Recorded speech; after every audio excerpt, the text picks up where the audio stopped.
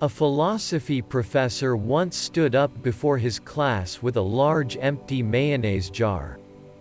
He filled the jar to the top with large rocks and asked his students if the jar was full.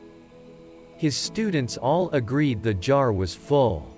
He then added small pebbles to the jar, and gave the jar a bit of a shake so the pebbles could disperse themselves among the larger rocks. Then he asked again, "Is the jar full now?" The students agreed that the jar was still full. The professor then poured sand into the jar to fill up all the remaining empty space.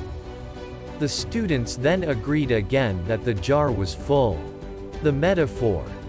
In this story, the jar represents your life and the rocks, pebbles, and sand are the things that fill up your life.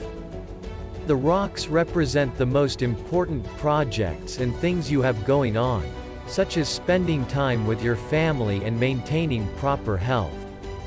This means that if the pebbles and the sand were lost, the jar would still be full and your life would still have meaning.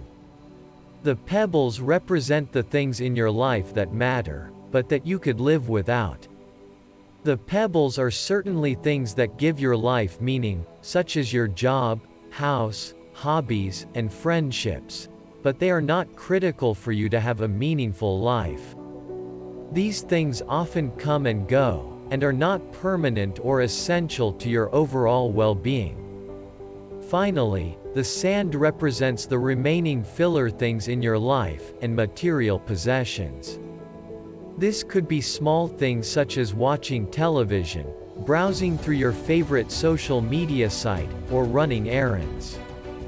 These things don't mean much to your life as a whole, and are likely only done to waste time or get small tasks accomplished.